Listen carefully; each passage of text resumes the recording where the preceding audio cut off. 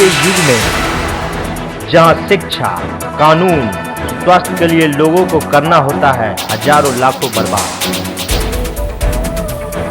लोगों के लिए फरिश्ता बनकर आई अधिवक्ता बेबी सरोज लोगों को देती है मुफ्त कानूनी सलाह।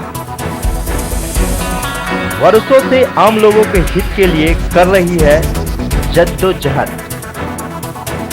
ऐसे लोगों को हमारा सलाम। हम पूरी बात करेंगे एडवोकेट बेबी सरोज के साथ, लेकिन उससे पहले एक रिपोर्ट देखी। देश को आजाद हुए 70 वर्ष होने को है। आजादी के बाद आज भी हमारे समाज में कई कुरीतियां व्याप्त हैं, जिसे दूर करने का बीड़ा कई सामाजिक संगठनों ने उठाया है। शोषित व पीड़ितों के लिए सामाजिक न्याय दिलाने के लिए दरभंगा के केएम टैंक मोहल्ले की बेबी सरोज काम कर रही है। पेशे से वकील, वे अब तक दहेज उत्पीड़न, पारिवारिक विवाद, घरेलू हिंसा से शोषित 3 दर्जन से अधिक लोगों को न्याय दिला चुकी है। उनका कहना है कि आजकल समाचार पत्रों के माध्यम से दलितों व मध्यम वर्गीय परिवारों में शोषण व दोहन की खबरें पढ़ने को मिलती है।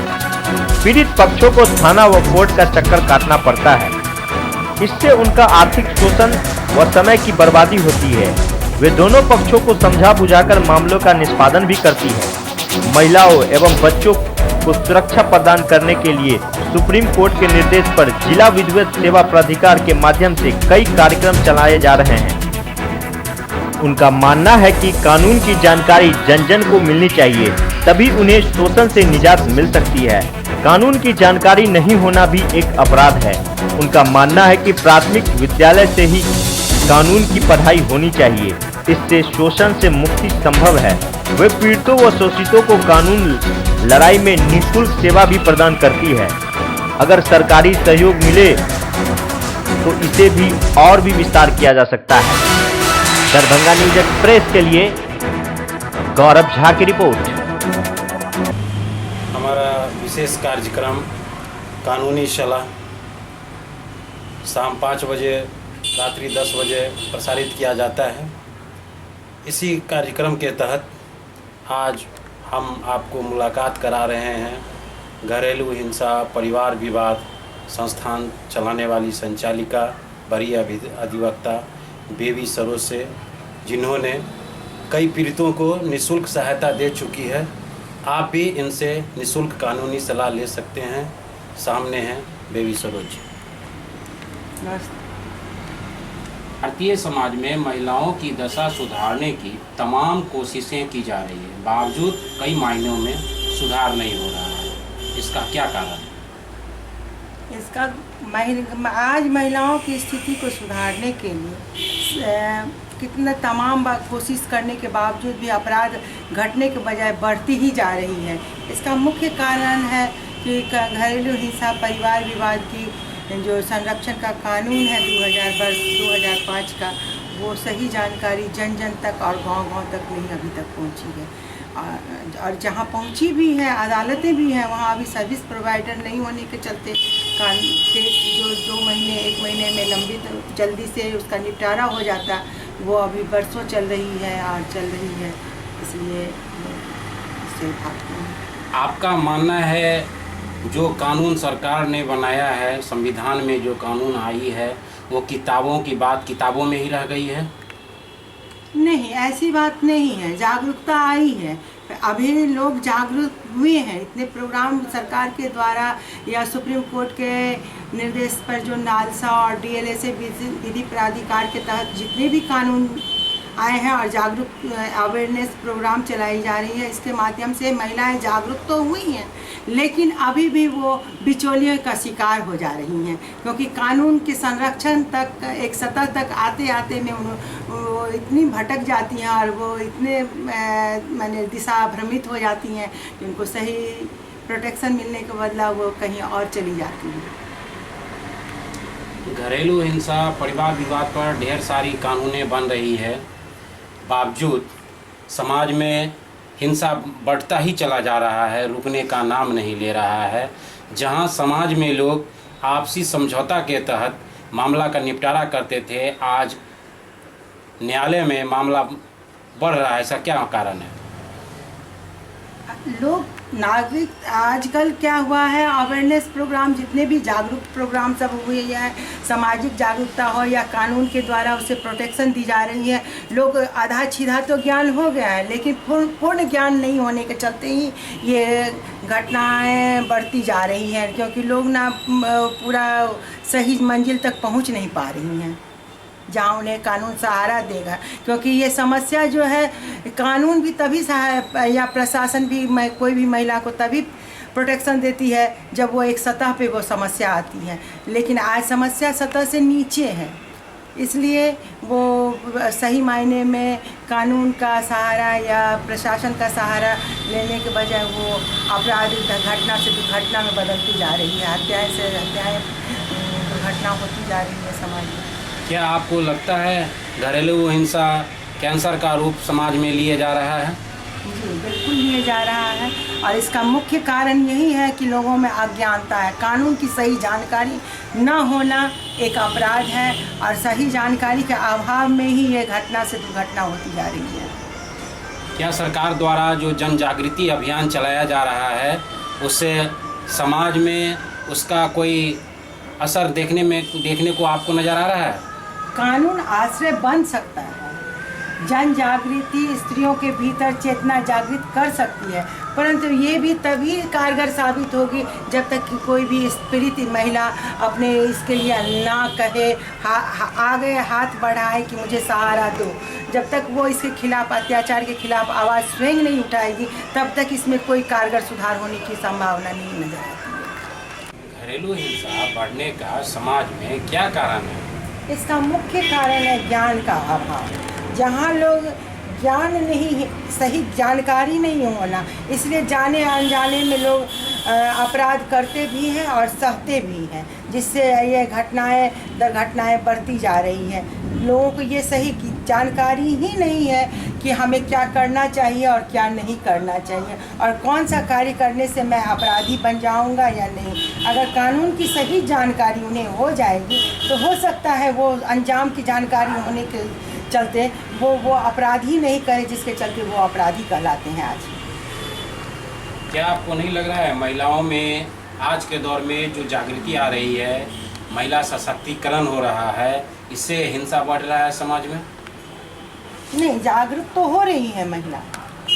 ये सब प्रोग्राम चलने से सरकार के द्वारा या सुप्रीम कोर्ट के द्वारा जो निर्देश पे जो नालसा या DLSA के माध्यम से जो डिस्ट्रिक्ट लेवल जो प्रोग्राम सब चलाई जा रही है, इसलिए इस सब के चलते महिला जागरूक तो हो रही हैं, लेकिन पूर्ण जागरूक नहीं हो पा रही हैं अभी भी। क्योंकि ये समस्या क्या है, जो ये सतह से ऊपर की बात होती है। कानून आश्रय देता है, प्रशासन भी आश्रय देती है। कब देती है? जब एक समस्या एक सतह पे आ जाती है।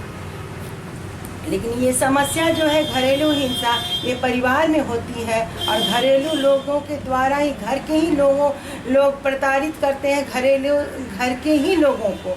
इसलिए ये समस्या जो है सो कानून के अभाव में, सही जानकारी के अभाव में, कानून तो है लेकिन उसकी सही जानकारी के अभाव में लोग अपराध कर भी लेते हैं और सह भी रहे हैं।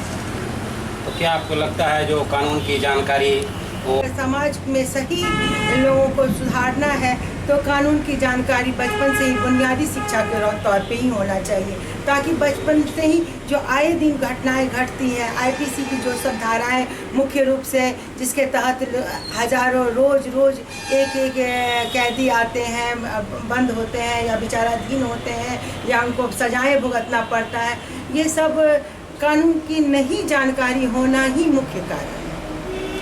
आप बड़ी अधिवक्ता हैं, आपके अंदर ऐसी क्या भावना जगी जो आप निःशुल्क लोगों को घरेलू हिंसा, परिवार विवाद पर सलाह देने के लिए तैयार हो गई? मैं आए दिन न्यूज़पेपर रोज़ पढ़ती हूँ, मीडिया भाई लोगों से संपर्क में रहती हूँ, इलेक्ट्रॉनिक मीडिया हो या पेपर हो या रेडियो हो, किसी भी माध्यम से मुझे, और हर रोज़ आए दिन मैं सुबह सुबह यही समाचार पढ़ती हूँ कि आज उस कोने में एक महिला जलाई गई, आज उस कोने में एक बेटी की प्रताड़ना हुई, आज 376 का मामला हुआ, आज वहाँ बहुत तरह का घटना है, 498 की घटना घटी है, वहाँ 304B तक की घटना घट गई है। और सुनते हैं तो मेरा रोंगटा खड़ा हो जाता है, क्योंकि लोग जाने अनजाने में क्या कर रहे हैं, लोगों को सही जानकारी नहीं होती कि मुझे क्या करना चाहिए और नहीं। ये जानकारी अगर बुनियादी तौर पर बचपन से ही बच्चों में दिया जाए, स्कूल के अन्य विषयों की तरह कानून की भी शिक्षा दी जाए, तो शायद ये IPC की जो कुछ मुख्य धाराएँ हैं जिसके तहत लोग आए दिन जाते हैं, अपराधी बनते हैं, पकड़े जाते हैं, वो उन सब से उनको पहले जानकारी होगी तो हो सकता है अंजाम की जानकारी होने के चलते वो अपराध ही नहीं करें, जिसके चलते वो अपराधी करें। कोई सामाजिक सहायता या कानूनी सहायता आपको मिल रहा है कि नहीं, जो आप संस्था चला रही हैं? मुझे किसी भी तरह की कोई सहायता नहीं मिल रही है। मैं अकेले चला रही हूँ और अकेले मेरे भीतर में यही भावना आई कि अगर हम कोई पब्लिक को सेवा करना है, जनता में ये रुकना है, तो मुझे किसी संस्था और किसी चीज़ से जुड़ने की कोई ज़रूरत नहीं। मुझे डायरेक्ट पब्लिक फील्ड में जाना है और मैं अपने अकेले शुरू कर दी हूँ और निःशुल्क कार्य कर रही हूँ, इसलिए कि मेरे पास कोई गरीब भी आने के लिए हिचके नहीं कि मैं वहाँ जाऊँगी, क्योंकि आजकल अक्सर हाँ लोगों में ये भ्रांतियाँ हैं कि वकील के पास जाऊँगी तो पहले मुझे मोटी रकम लगेगी और फीस के तौर पे मुझे अदा करना होगा, और जिसके चलते लोग सलाह मशविरा लेने भी, घर की बहू बेटियां का तो आर्थिक तबाही होती ही है, वो लोग लेने से कतराती हैं और जाने अनजाने में अपराध कर भी लेती हैं और सहती भी रहती हैं। हमारा विशेष कार्यक्रम कानूनी सलाह, मैं राजकुमार रंजन राजू, वरीय अधिवक्ता बेबी सरोज जी से मेरी मुलाकात हो रही थी। अब अगले एपिसोड में फिर कानूनी मुद्दे को लेकर के हम आपसे मिलेंगे, तब तक के लिए नमस्कार।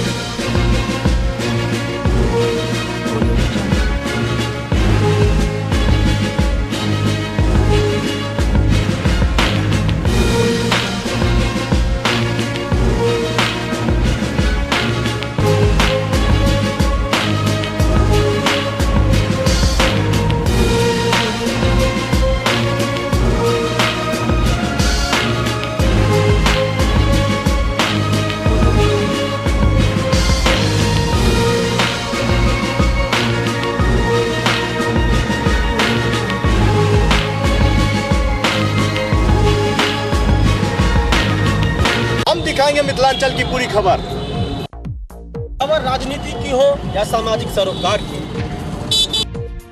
हम लाएंगे मनोरंजन, खेल और व्यापार की खबर। मिथिला और संस्कृति से रूबरू कराएंगे हम, दिखाएंगे आपको शिक्षा और अपराध की खबर, दिखाएंगे चप्पे चप्पे की खबर। सिर्फ दरभंगा न्यूज एक्सप्रेस पर। अपराधी है बेखौफ, नशा में हमरे यहाँ से हो गया, चैन के नींद में सोता है रक्षक, जब जागती है आम आवाम तब होता है शहर में बवाल,